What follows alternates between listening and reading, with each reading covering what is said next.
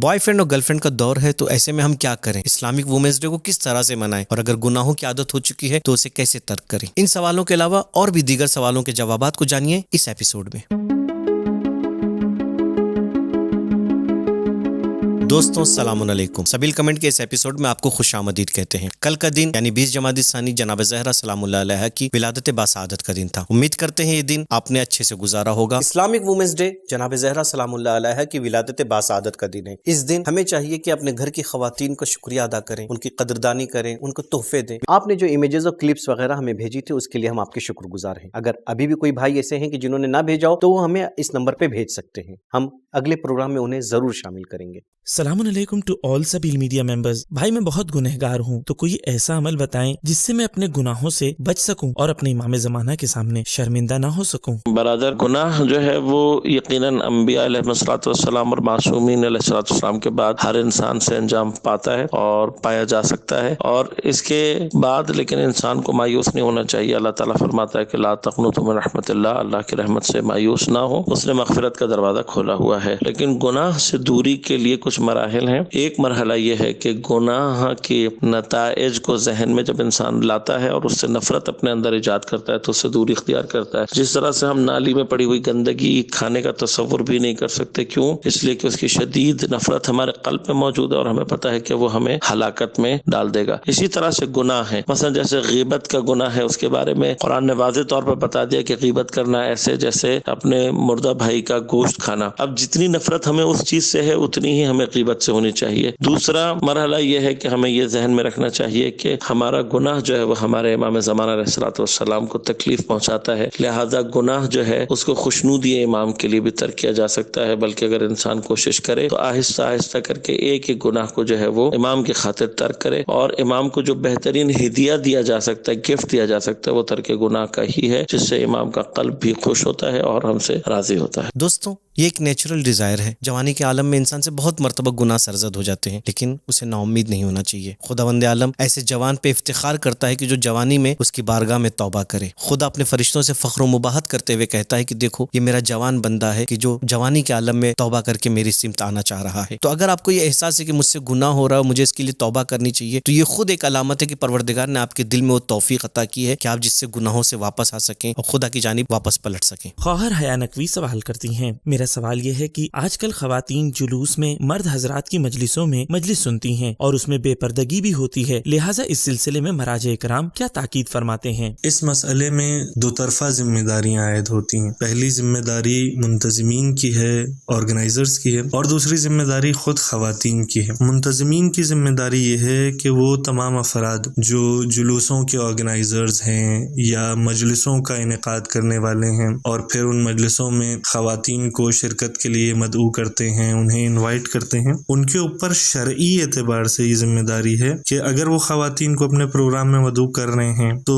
ان کے پردے کا مکمل اور مناسب انتظام کریں۔ دوسری طرف خود خواتین کی یہ ذمہ داری ہے کہ چاہے مجلس ہو یا جلوس عزا ہو، کسی بھی پروگرام میں اگر پردے کا مناسب انتظام نہ ہو تو وہاں پہ اپنے حجاب کے تحفظ کے لیے اور بے پردگی سے محفوظ رہنے کے لیے شرکت نہ فرمائیں۔ خواہر حیا نقوی، یہ خود ہماری ذمہ داری ہے کہ ہم اپنے حجاب کا خیال رکھیں، اپنے پردے کا خود انتظام کرنا ہوگا ہمیں۔ جیسا کہ مولانا نے فرمایا، آرگنائزر کو بھی اس کا خیال رکھنا چاہیے کہ جو خواتین مجلس میں شرکت کر رہی ہیں انہیں پوری طرح سے ان کے پردے کا مناسب اور صحیح انتظام ہو۔ لیکن آپ دیکھیں کہ کس طرح سے ایران میں عزاداری ہوتی ہے کہ خواتین اور مرد بالکل الگ ہوتے ہیں، ہر کوئی اپنی اپنی عزاداری کرنے میں مشغول ہوتا ہے۔ خواہر حیا نقوی، میں آپ سے کہنا چاہوں گا کہ آپ مجلسوں میں ضرور جائیں، جلوس عزا میں ضرور شرکت کریں۔ یہ مجلسیں، یہ جلوس عزا ہمارے مذہب کی بقا کا ضامن ہے، لیکن اگر اس میں کوئی کمی ہے، کوئی کوتاہی ہو رہی ہے تو اسے بہتر کرنے کی کوشش کریں۔ کسی چیز کو چھوڑ دینا اس کا سولوشن نہیں ہو سکتا ہے، اور چینج اگر لانا ہے تو ہم اپنے گھر سے سٹارٹ کریں۔ ہر کوئی اگر اپنے گھر میں پردے کا بہترین انتظام کرے تو ظاہر سی بات ہے معاشرے میں بھی پردہ بہترین ہوتا چلا جائے گا۔ میر حسن میر سلام کرنے کے بعد سوال کرتے ہیں، اگر اہل بیت علیہ السلام کی قسم کھائی ہو، جیسے مولا علی علیہ السلام کی قسم کھائی ہو، اور بعد میں وہ کام نہ کریں تو اس کے سلسلے میں کیا کرنا ہوگا؟ کیا کوئی کفارہ ہے؟ قسم کھانے کے ہماری شریعت میں بہت سے شرائط ہیں، جن میں سے کچھ شرطیں یہ ہیں کہ قسم کھانے والا انسان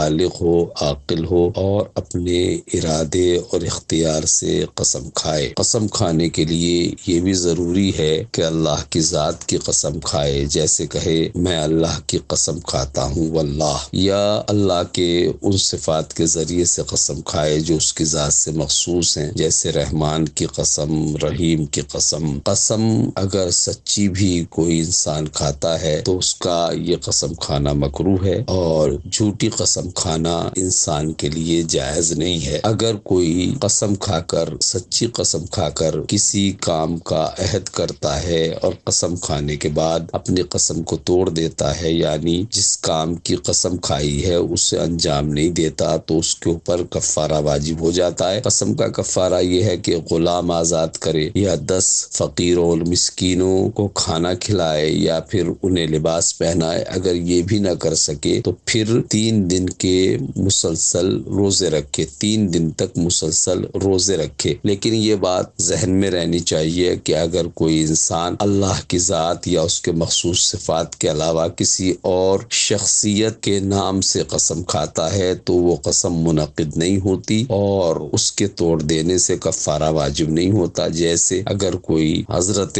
رسالت مآب صلی اللہ علیہ وآلہ وسلم یا مولا علی علیہ السلام یا ائمہ طاہرین میں سے کسی کے نام کے ذریعے قسم کھاتا ہے تو وہ قسم منعقد نہیں ہوگی اور اس کے توڑ دینے سے کفارہ بھی واجب نہیں ہوگا۔ دوستوں، قسم کھانا کوئی اچھی بات نہیں ہے، اسلام میں اسے سخت ناپسند کیا گیا ہے، خصوصاً اہل بیت علیہ السلام کی اگر کوئی قسم کھاتا ہے اور پھر توڑ دیتا ہے تو اگرچہ کوئی شرعی کفارہ نہ ہو لیکن اس کے نفس پر یقیناً اس بات کا اثر پڑے گا۔ ہو سکتا ہے وقت کے امام کے ساتھ اس جھوٹی قسم کھانے کی وجہ سے اس کا رشتہ بھی کمزور ہونے لگے۔ سید آفرین سوال کرتی ہیں، سلام، ہمیں گناہوں سے بچنا ہے اور ہم کو پتا بھی ہے کہ جو کام ہم کر رہے ہیں وہ گناہ ہے، لیکن مجبوری کی وجہ سے انجام دیتے ہیں، اور معصومین علیہ السلام سے دعا بھی کر رہے ہیں کہ مولا ہماری مجبوری ختم کر دے اور ہمیں گناہوں سے باہر نکالے، تو کیا یہ عمل صحیح ہے؟ پلیز جواب دیجیے، میں بہت زیادہ پریشان ہوں اور ہر نماز میں خدا سے دعا بھی کرتی ہوں۔ مجبوری کے تعلق سے میں عرض کروں گا کہ سب سے پہلے دیکھ لیں کہ آپ حقیقت میں مجبور ہیں یا نہیں، اور اس کا فیصلہ آپ خود کر سکتے ہیں، آپ اور آپ کا خدا، یا آپ خود طے کریں کہ ہم مجبور ہیں اور کس چیز میں مجبور ہیں، کتنا مجبور ہیں۔ کئی دفعہ ایسا ہوتا ہے کہ یہ ایک شیطانی وسوسہ ہوتا ہے انسان کے لیے کہ وہ سوچتا ہے کہ میں گناہ کرنے میں مجبور ہوں، یعنی گناہ کرنا میری مجبوری ہے اور گناہ کا ترک کر پانا اس میں مجبور ہوں، میرے ہاتھ بنے میں میں چھوڑ نہیں پاتا گناہ کو۔ تو ایسا نہیں ہے، اس کے لیے آپ غور و فکر کریں، کوشش کریں اور معتبر اور مخلص افراد سے مشورہ بھی کریں، اور اس کے بعد اگر دیکھتے نہیں کوئی راستہ نہیں ہے، کوئی آپشن نہیں ہے، کوئی چارہ نہیں ہے اس کے علاوہ گناہ کے، تو پھر ٹھیک ہے، مجبوری کا حساب جدا ہے، لیکن اس کے باوجود اندر سے راضی نہ رہیں اپنے اس کام پہ، مسلسل کوشش جاری رکھیں کہ جیسے بھی ہو سکے اس حالت سے باہر آئیں، جیسا کہ آپ خود بھی دعا کر رہے ہیں۔ اور اس کے علاوہ ایک اور چیز بھی ہے جس کو آپ عمل میں لائیں، وہ ہے نماز شب، کہ جو گناہوں سے بچانے میں بہت زیادہ اثر انداز ہے۔ مولانا کے جواب میں 3 اہم پوائنٹ تھے۔ سب سے پہلے تو انسان خود اپنی مجبوری کو پہچانے، دیکھے کہ جینون وہ مجبوری ہے بھی کہ نہیں۔ ہو سکتا ہے کہ جس وہ مجبوری سمجھ رہا ہو وہ ایک شیطانی وسوسہ ہو۔ دوسرے کہ آپ کسی عالم دین، کسی مخلص انسان سے رابطے میں رہیں، ان سے اپنی مشکلات کو شیئر کریں اور ان سے رہنمائی حاصل کریں۔ اور تیسرے یہ کہ اگر آپ واقعاً آپ مجبور ہیں اور مجبوری کی حالت میں گناہ کر رہے ہیں تو قلبی طور پہ اس گناہ پہ راضی نہ رہیں۔ خدا سے دعا ہے کہ وہ آپ کو جلد از جلد ان مجبوریوں سے نکالے اور آپ کی مدد فرمائے۔ مختار حسین سوال کرتے ہیں کہ آج کل گرل فرینڈ اور بوائے فرینڈ کا زمانہ بہت ہو گیا ہے، آپ سے درخواست ہے کہ علماء اس سلسلے میں کیا رہنمائی فرماتے ہیں؟ پروردگار نے انسان کو خلق کیا ہے، اس کو بنایا ہے، اور جتنی بھی دنیا کی چیزوں کو کریٹ کیا ہے اس کے اندر نیچرل طور پہ، فطری طور پر بہت ساری نیڈس کو رکھا ہے۔ اب اس نیڈس کو پورا کرنے کے لیے اللہ سبحانہ وتعالی نے اس کے لیے چیزوں کو، حلال راستوں کو مقرر کیا ہے۔ جیسے انسان کو بھوک لگتی ہے، پیاس لگتی ہے، اللہ سبحانہ وتعالی نے اس کے لیے کھانے پینے کا انتظام کیا۔ کھانا پینا بہت سارا ہے، مگر اللہ سبحانہ وتعالی نے کہا ہے کہ جو حلال ہے وہ تم نے کھانا ہے۔ اسی طرح انسان کے بدن کی بھی ضروریات ہیں، اس کے ریلیشن شپ کے لیے بھی ضرورتیں کریٹ کی ہیں اللہ نے۔ ان ساروں کے لیے بھی پروردگار نے حلال راستہ معین کیا ہے۔ وہ ریلیشن شپ کے جو اسلام کے دائرے سے باہر ہوں، جو ریلیشن شپ جو ہوں وہ حلال نہ ہوں، اسلام اس کی اجازت نہیں دیتا۔ کیونکہ ہم جس معاشرے میں اکثر دنیا میں رہتے ہیں وہاں پر انسان جاب کرتا ہے، پڑھتا ہے، باہر جاتا ہے، ایک حد تک جہاں ریکوائرمنٹ ہے وہاں انسان نامحرم سے گفتگو کرنا ہے جتنی اس کی ریکوائرمنٹ ہے، لیکن جب وہ اس سے زیادہ ایکسٹینڈ کرتا ہے ایک ریلیشن شپ بلڈ کرنے کی کوشش کرتا ہے، اس کے لیے اللہ نے حلال راستہ دیا ہے۔ انسان جو ہے وہ نکاح کرے، شادی کی طرف جو ہے وہ اپنے آپ کو لے کے جائے۔ ہمیں چاہیے کہ ہم جو ہے وہ صحیح راستے کی طرف بڑھیں، اور یہ ینگسٹر ہیں ان کو یہ چیزیں جو ہے وہ یونیورسٹی میں ہر جگہ ہیں، تو بہتر ہے وہ اپنی پڑھائی پہ توجہ دیں، اپنی ایکسٹرا ایکٹیویٹیز پہ توجہ دیں، اسپورٹس پہ توجہ دیں، اور اپنے آپ کو اکیلا نہ رکھیں تاکہ شیطان جو ہے وہ ہر طرف سے آ کر انسان کو جو ہے وہ گمراہ کرے۔ بہتر ہے خدا کی بارگاہ میں بندگی کریں، اس سے مدد مانگیں، جس طرح حضرت یوسف علیہ السلام نے پروردگار کی بارگاہ میں کہا کہ پروردگار تیری بنا چاہتا ہوں، اللہ سبحانہ و تعالیٰ نے حضرت یوسف کے لیے 7 بند دروازوں کو کھول دیا۔ اسی لیے ہم بھی خداوند متعال سے یہی دعا طلب کرتے ہیں کہ پروردگار ہمارے لیے بھی اس طرح کی جب کوئی مشکلات ہوں زندگی میں تو ہمیں جو ہے وہ شیطان کی شر سے بچا اور اپنی پناہ میں جو ہے وہ جگہ عطا فرما۔ مختار حسین بھائی، کبھی کبھی گناہ پیئر پریشر کی وجہ سے انسان انجام دینے لگتا ہے، جبکہ گناہ ہے، چاہے سب اس کو انجام دے رہے ہوں تب بھی وہ گناہ ہے، چاہے کوئی اسے انجام نہ دے تب بھی وہ گناہ ہی رہے گا۔ بہت دفعہ آپ کے دوستوں کے بوائے فرینڈ یا گرل فرینڈ ہونے کی وجہ سے آپ کو لگتا ہے کہ میرے بھی بوائے فرینڈ یا گرل فرینڈ ہونا چاہیے۔ یہ ایک سوسائٹی کا پریشر ہے، آپ اس پریشر میں نہ آئیے، بلکہ آپ کو ایک اپوزٹ ڈائریکشن میں جانا ہے۔ آپ کو یہ ثابت کرنا ہے کہ آپ اس گناہ سے بھرے معاشرے میں بھی ایک پاکیزہ زندگی گزار سکتے ہیں، آپ دوسروں کے لیے رول ماڈل بن سکتے ہیں۔